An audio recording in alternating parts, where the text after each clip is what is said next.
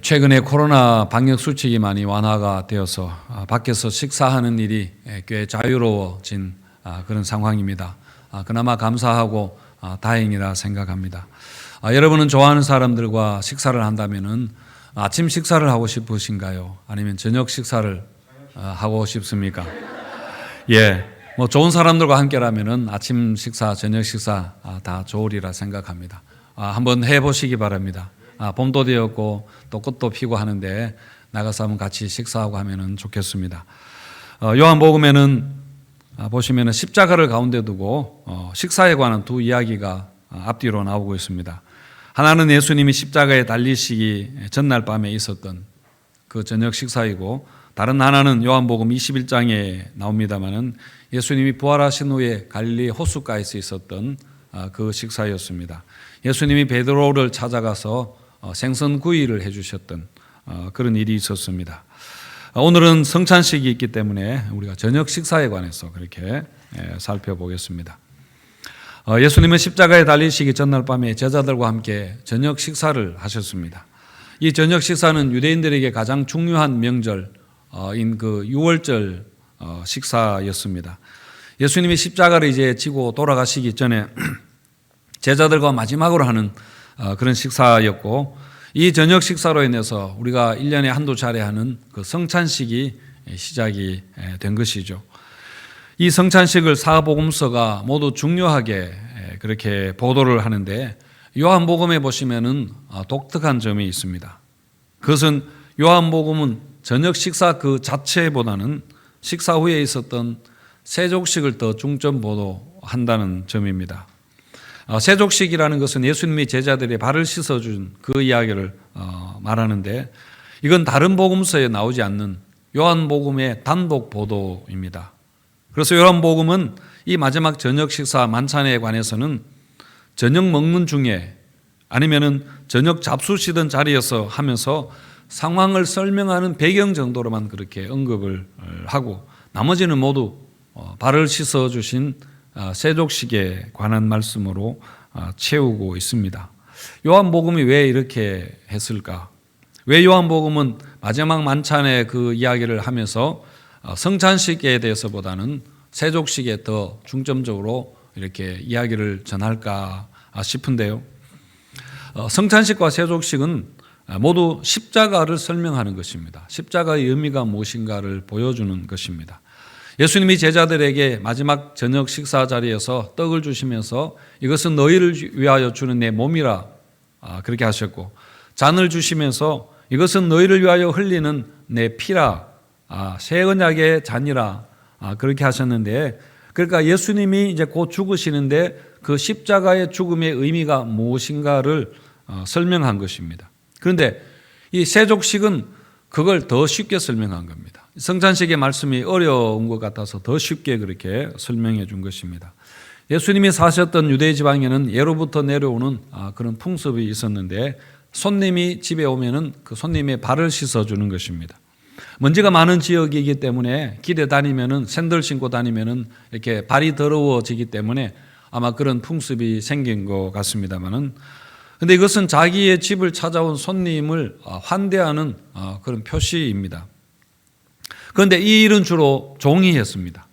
종이라 하더라도 유대인 종은 이 일을 하지 않고 이방인 노예들이 주로 이 발을 씻어주는 일을 했다라는 말이 있을 정도로, 남의 발을 씻어주는 것은 그 당시의 풍습이지만은 이것은 매우 천한 일로 여겼습니다. 그래서 남의 발을 씻어주는 것은 이것은 굉장히 싫어하는 그런 일이었습니다.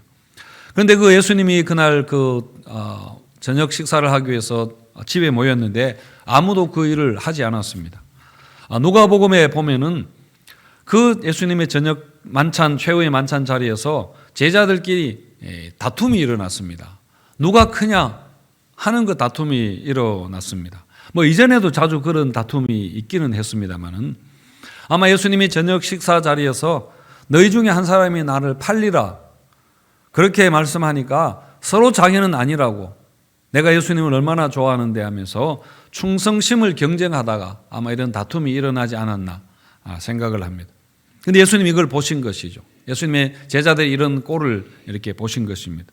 그래서 저녁 식사하시다가 내려오셔서 수건을 허리에 동이시고 제자들의 발을 씻어 주십니다.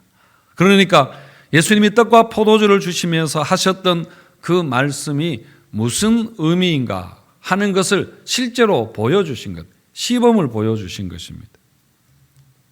4절 5절에 보시면은 저녁 잡수시던 자리에서 일어나 겉옷을 벗고 수건을 가져다가 허리에 두르시고 이에 대야에 물을 떠서 제자들의 발을 씻으시고 그 두르신 수건으로 닦아주셨다.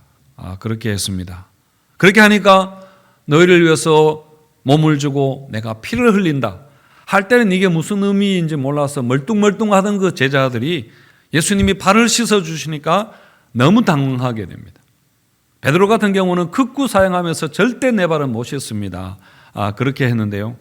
스승이 제자의 발을 씻어주는 것은 이것은 종들도 아주 천한 종이 하는 일이라 했는데 스승이 발을 씻는다는 것은 있을 수 없는 일이었기 때문입니다. 자, 그래서 여러분 요한복음이 마지막 이 만찬을 전하면서 왜 떡과 포도주에 관한 이야기는 거의 하지 않고 세족식에 관한 발을 씻어주는 것에 대해서 중점 보도하는가 했는데 그것은 바로 섬김을 강조하기 위해서입니다. 이 십자가가 바로 섬김이라는 걸 이야기하는 것입니다. 십자가와 성찬식과 세족식에 공통분모가 있다면 그것은 다 섬김입니다.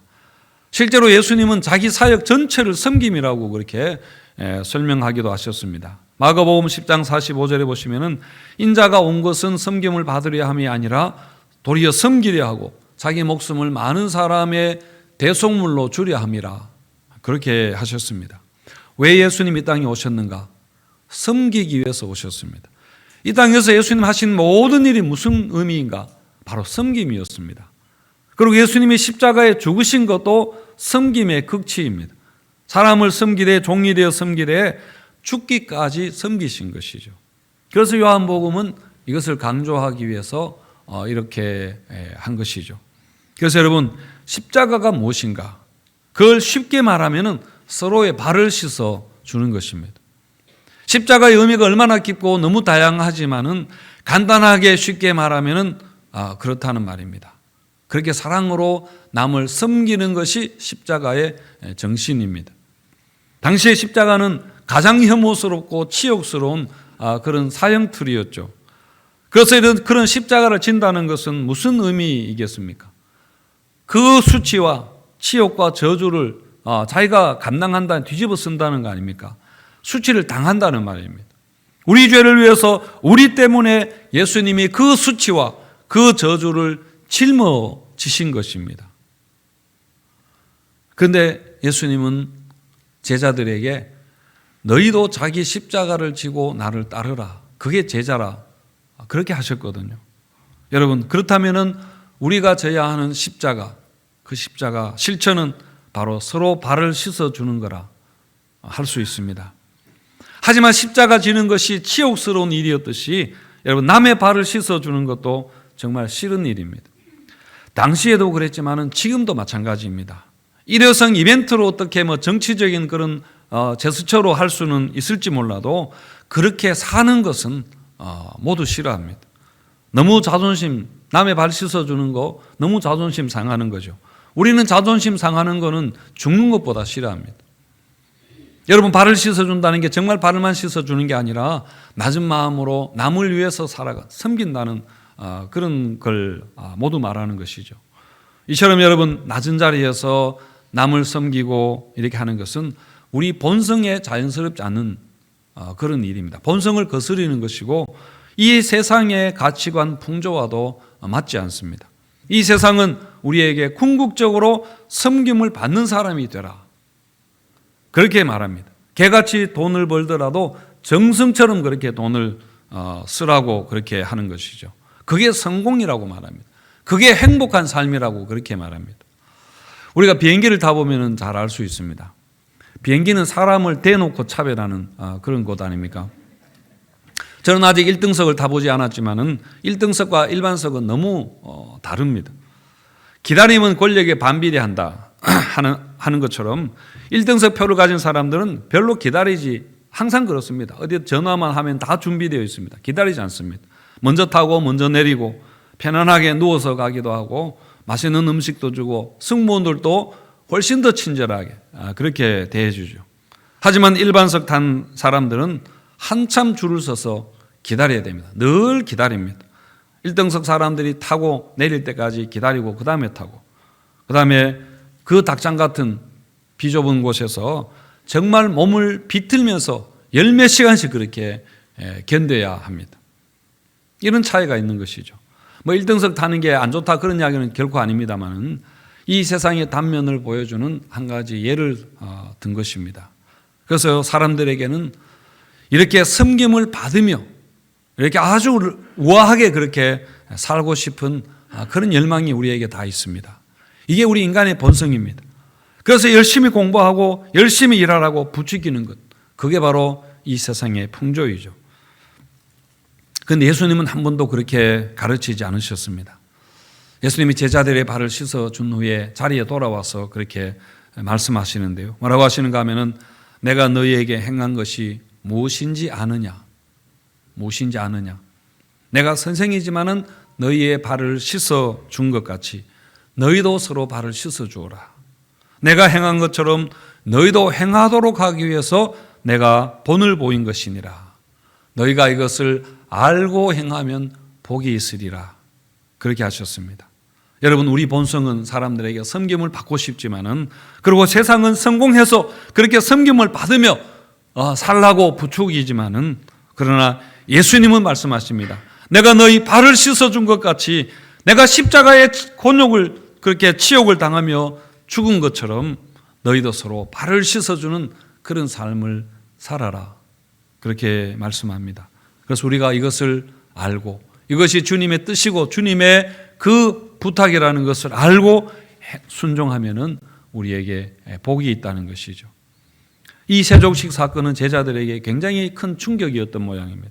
나중에 베드로가 교회 장로를 비롯한 직분자들에게 권면하기를, 베드로전서 5장에 보시면은 젊은 자들아 이와 같이 장로들에게 순종하고 다 서로 겸손으로 허리를 동이라, 그렇게 했는데요.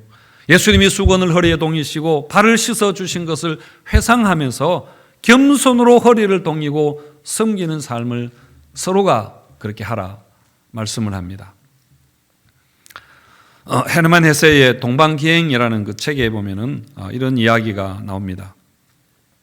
동방으로 순례 여행을 떠나는 한 그 순례단 단체가 있었습니다.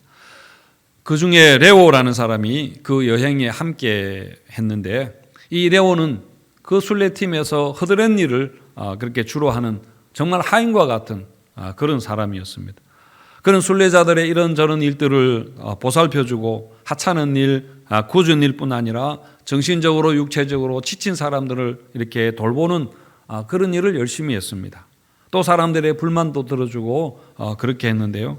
그렇게 하니까 하여튼 여행이 순조롭게 진행이 되었습니다. 원래 이렇게 여행은 순조롭게 진행되는가 보다 그렇게 생각했는데, 그 어느 날 갑자기 이 레오가 사라져 버렸습니다. 레오가 사라지고 나니까 순례단은 갑자기 혼란에 빠지게 됩니다. 그래서 이런저런 막 일들이 여기저기서 터지면서 더 이상 여행을 진행할 수 없을 정도가 되었습니다. 그제서야 사람들은 그저 허드렛 일이나 하면서 사람들을 돌보던 레오가 얼마나 중요한 사람이었는가 하는 것을 알게 되었습니다. 그런데 수년 후에 레오가 다시 나타났는데요. 알고 보니까 그는 순례단의 그저 평범한 일행 중에 한 사람이 아니라 그 순례단을 후원하는 교단의 최고 책임자였다는 그런 이야기가 있습니다. 레오 같은 사람이 바로 발을 씻어주는 사람입니다. 저는 우리 교회 수원서부교회는 이런 섬김 사역을 그래도 잘하고 있다고 그렇게 생각하고 굉장히 자랑스럽게 생각합니다. 가족들 병간호 하시는 분들 정말 힘든 일인데 날마다 이 발을 씻어주는 그런 섬김을 하고 있습니다. 구역을 돌보는 구역장님들도 구역원들의 발을 씻어주는 그런 분들입니다. 코로나가 오고 벌써 2년이 훨씬 지났는데요. 처음부터 지금까지 주일 예배 때마다 예배가 끝나면은 다들 밖으로 나가지만은 그때 예배당 안으로 들어오는 분들이 있습니다. 바로 예배당 소독하기 위해서입니다. 정말 지긋지긋할 텐데도 열심히 그렇게 섬기는 분들이 있습니다. 그 밖에 많은 분들이 이렇게 교회를 섬기고 있습니다. 정말 교회 전체는 다 섬김으로 그렇게 운영되고 섬김으로 가득 차 있다. 그렇게 볼 수 있는데요. 여러분, 우리가 더 잘 그렇게 섬기시기를 바랍니다. 선생된 내가 너희를 섬겼다. 그렇게 했는데 선생된 모든 분들은 정말 섬김의 본이 되시기를 바랍니다. 교회 오는 분들 환영해 주고 반갑게 여러분 맞아 주시는 것도 귀한 섬김입니다. 특히 작은 자들, 어린아이들 교회에서 만나면은 그들을 너무 귀하게 여기고 안전하도록 항상 배려하고 보살펴 주는 일도 섬김입니다. 여러분, 주님 때문에 우리가 자존심을 내려놓는 것입니다. 주님이 그렇게 말씀하셨으니까. 그래서 먼저 가서 손 내밀고 화해하고 화평을 이루는 것도 여러분 십자가의 실천입니다.